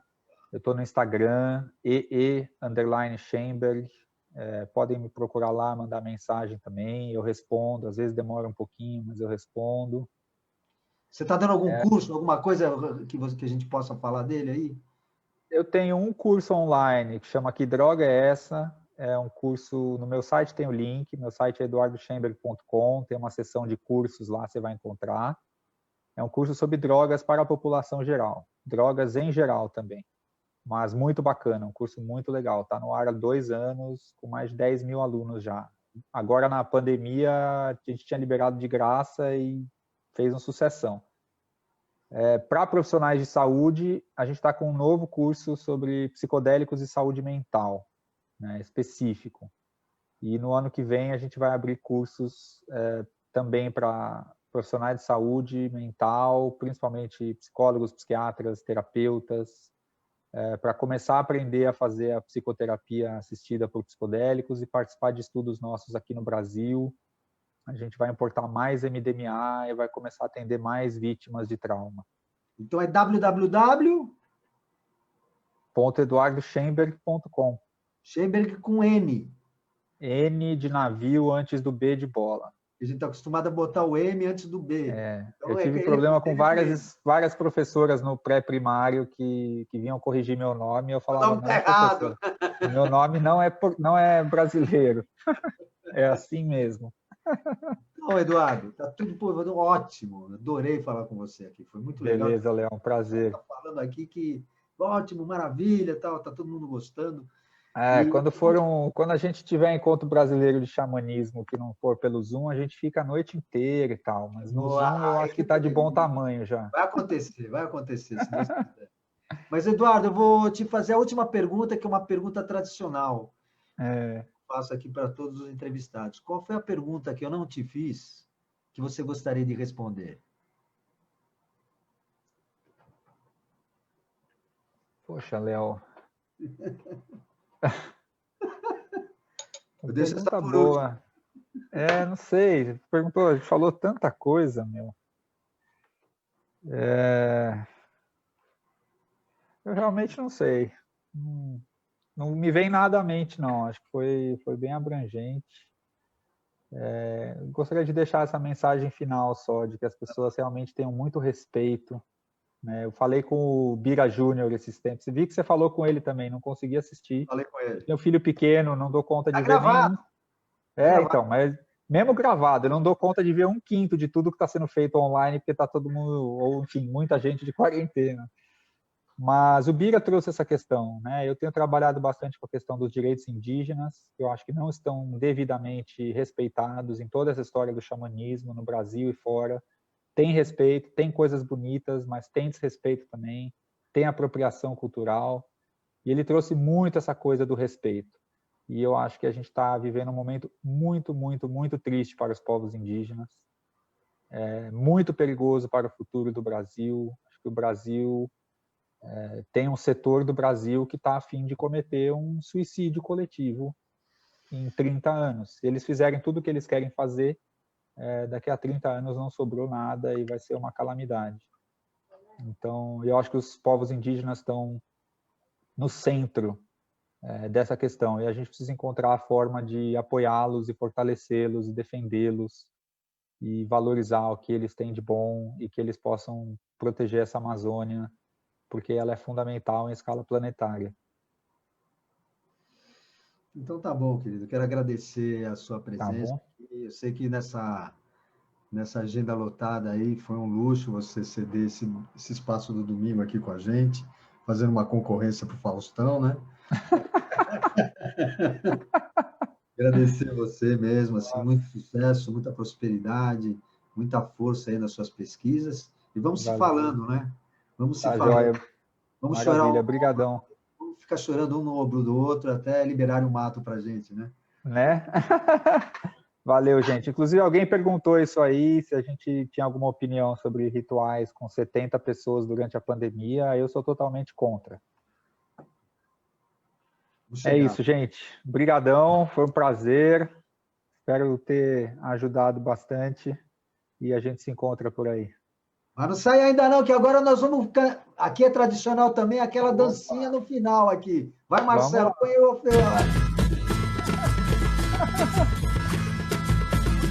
É isso aí, Léo. Vou chamar minha família pra sentar nessa fogueira, para cantar aos meus caboclos e a minha mãe sereia.